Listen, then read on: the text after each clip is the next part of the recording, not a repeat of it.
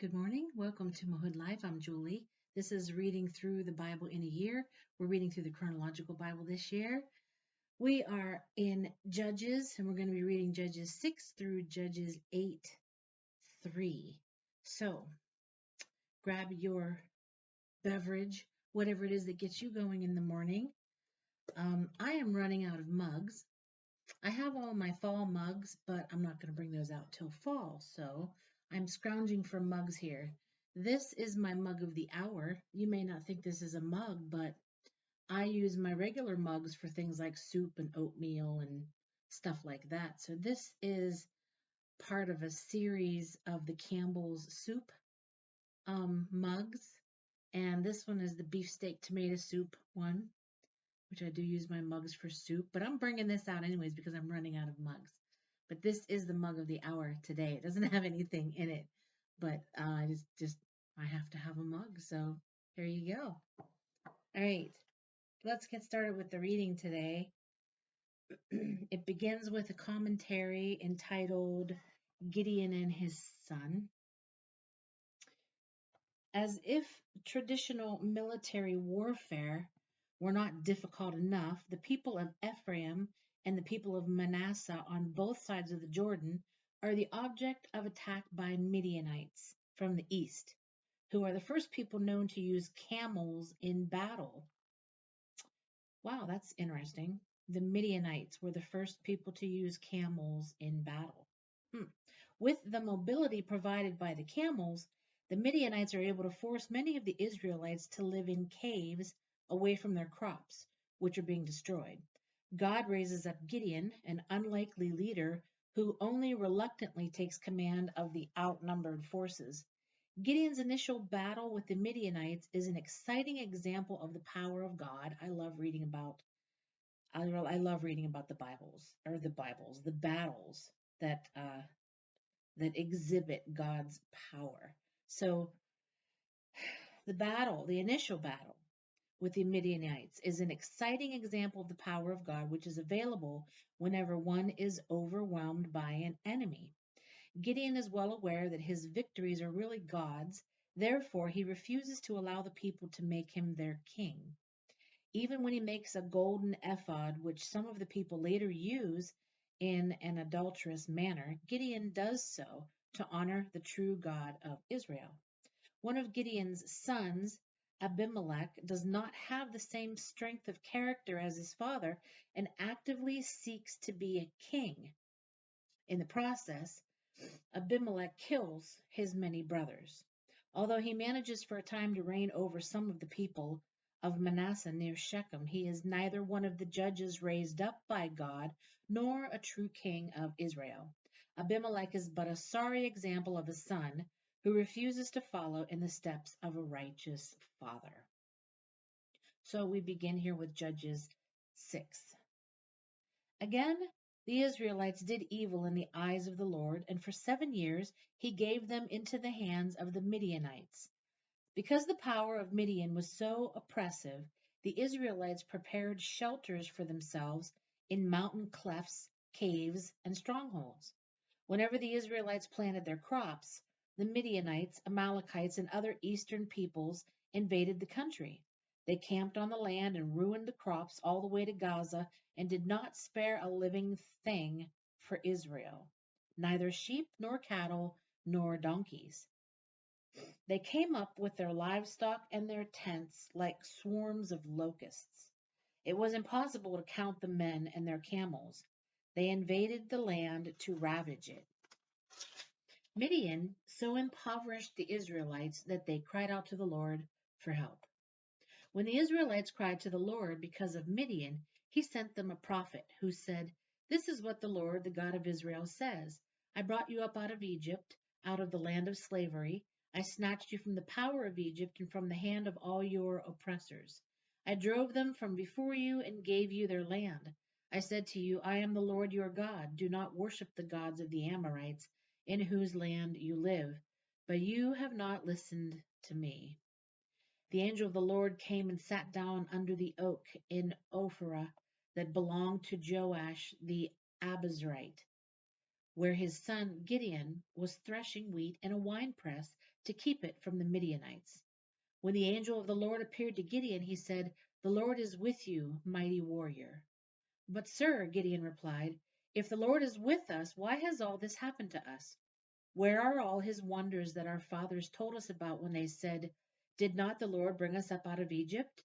But now the Lord has abandoned us and put us into the hand of Midian." The Lord turned to him and said, "Go in the strength you have and save Israel out of Midian's hand. Am I not sending you?" "But Lord," Gideon asked, "how can I save Israel? My clan is the weakest in Manasseh, and I am the least in my family." The Lord answered, "I will be with you, and you will strike down all the Midianites together." Gideon replied, "If now I have found favor in your eyes, give me a sign that it is really you talking to me. Please do not go away until I come back and bring my offering and set it before you." And the Lord said, "I will wait until you return." Gideon went in, prepared a young goat, and from an ephah of flour he made bread without yeast. Putting the meat in a basket and its broth in a pot, he brought them out and offered them to him under the oak. The angel of God said to him, "Take the meat and the unleavened bread, place them on this rock, and pour out the broth." And Gideon did so. With the tip of the staff that was in his hand, the angel of the Lord touched the meat and the unleavened bread. Fire flared from the rock, consuming the meat and the bread, and the angel of the Lord disappeared. When Gideon realized that it was the angel of the Lord, he exclaimed, "Ah, sovereign Lord, I have seen the angel of the Lord face to face." But the Lord said to him, "Peace, do not be afraid. You are not going to die." So Gideon built an altar to the Lord there and called it, "The Lord is Peace." To this day it stands in Ophrah of the Abiezrites. That same night the Lord said to him, "Take the second bull from your father's herd, the one 7 years old. Tear down your father's altar to Baal and cut down the Asherah pole beside it. Then build a proper kind of altar to the Lord your God on the top of this height. Using the wood of the Asherah pole that you cut down, offer the second bull as a burnt offering." So Gideon took 10 of his servants and did as the Lord told him, but because he was afraid of his family and the men of the town, he did it at night rather than in the daytime. In the morning, when the men of the town got up, there was Baal's altar demolished, with the Asherah pole beside it cut down, and the second bull sacrificed on the newly built altar. They asked each other, "Who did this?" When they carefully investigated, they were told, "Gideon, son of Joash, did it." The men of the town demanded of Joash, "Bring out your son. He must die because he has broken down Baal's altar and cut down the Asherah pole beside it." But Joash replied to the hostile crowd around him, "Are you going to plead Baal's cause? Are you trying to save him? Whoever fights for him shall be put to death by morning. If Baal really is a god, he can defend himself when someone breaks down his altar." So that day they called Gideon Jerubbaal, saying, "Let Baal contend with him, because he broke down Baal's altar." Now all the Midianites, Amalekites, and other eastern peoples joined forces and crossed over the Jordan and camped in the valley of Jezreel. Then the Spirit of the Lord came upon Gideon, and he blew a trumpet, summoning the Abiezrites to follow him. He sent messengers throughout Manasseh, calling them to arms, and also into Asher, Zebulun, and Naphtali, so that they too went up to meet them. Gideon said to God, "If you will save Israel by my hand, as you have promised, look, I will place a wool fleece on the threshing floor. If there is dew only on the fleece, and all the ground is dry, then I will know that you will save Israel by my hand, as you said." And that is what happened. Gideon rose early the next morning. He squeezed the fleece and wrung out the dew, a bowl full of water. Then Gideon said to God, "Do not be angry with me. Let me make just one more request. Allow me one more test with the fleece. This time make the fleece dry and the ground covered with dew." That night God did so. Only the fleece was dry and the ground was covered with dew.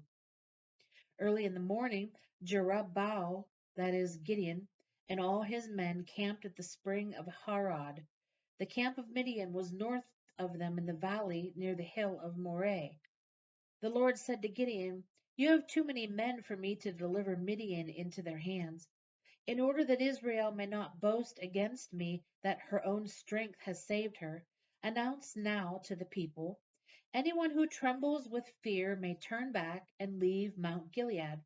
So 22,000 men left, while 10,000 remained. But the Lord said to Gideon, "There are still too many men. Take them down to the water, and I will sift them for you there. If I say, 'This one shall go with you,' he shall go. But if I say, 'This one shall not go with you,' he shall not go." So Gideon took the men down to the water. There the Lord told him, "Separate those who lap the water with their tongues like a dog from those who kneel down to drink." 300 men lapped with their hands to their mouths. All the rest got down on their knees to drink. The Lord said to Gideon, "With the 300 men that lapped, I will save you and give the Midianites into your hands. Let all the other men go, each to his own place." So Gideon sent the rest of the Israelites to their tents, but kept the 300, who took over the provisions and trumpets of the others. Now the camp of Midian lay below him in the valley. During that night the Lord said to Gideon, "Get up, go down against the camp, because I am going to give it into your hands. If you are afraid to attack, go down to the camp with your servant Purah and listen to what they are saying. Afterward you will be encouraged to attack the camp." So he and Purah his servant went down to the outposts of the camp. The Midianites, the Amalekites, and all the other eastern peoples had settled in the valley, thick as locusts. Their camels could no more be counted than the sand on the seashore. Gideon arrived just as a man was telling a friend his dream. "I had a dream," he was saying. "A round loaf of barley bread came tumbling into the Midianite camp. It struck the tent with such force that the tent overturned and collapsed." His friend responded, "This can be nothing other than the sword of Gideon, son of Joash, the Israelite. God has given the Midianites and the whole camp into his hands." When Gideon heard the dream and its interpretation, he worshipped God. He returned to the camp of Israel and called out, "Get up! The Lord has given the Midianite camp into your hands." Dividing the 300 men into 3 companies, he placed trumpets and empty jars in the hands of all of them, with torches inside. "Watch me," he told them. "Follow my lead. When I get to the edge of the camp, do exactly as I do. When I and all who are with me blow our trumpets, then from all around the camp blow yours and shout, 'For the Lord and for Gideon.'"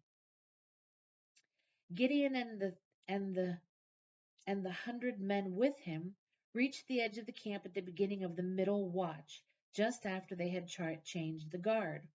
They blew their trumpets and broke the jars that were in their hands. The 3 companies blew the trumpets and smashed the jars. Grasping the torches in their left hands and holding in their right hands the trumpets they were to blow, they shouted, "A sword for the Lord and for Gideon." While each man held his position around the camp, all the Midianites ran, crying out as they fled. When the 300 trumpets sounded, the Lord caused the men throughout the camp to turn on each other with their swords. The army fled to Beth Shittah towards Zerah, as far as the border of Abel Meholah, near Tabbath. Israelites from Naphtali, Asher, and all Manasseh were called out, and they pursued the Midianites. Gideon sent messengers throughout the hill country of Ephraim, saying, "Come down against the Midianites and seize the waters of the Jordan ahead of them as far as Beth Barah." So all the men of Ephraim were called out, and they took the waters of the Jordan as far as Beth Barah. They also captured 2 of the Midianite leaders, Oreb and Zeb. They killed Oreb at the rock of Oreb and Zeb at the winepress of Zeb.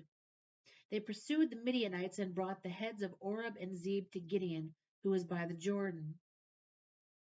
Now the Ephraimites asked Gideon, "Why have you treated us like this? Why didn't you call us when you went to fight Midian?" And they criticized him sharply. But he answered them, "What have I accomplished compared to you? Aren't the gleanings of Ephraim's grapes better than the full grape harvest of Abiezer? God gave Oreb and Zeb, the Midianite leaders, into your hands. What was I able to do compared to you? At this, their resentment against him subsided. That ends the reading of the Word of God for today. Thank you so much for joining me here on Mahood Life, and I hope you'll join me again tomorrow. And have a blessed day.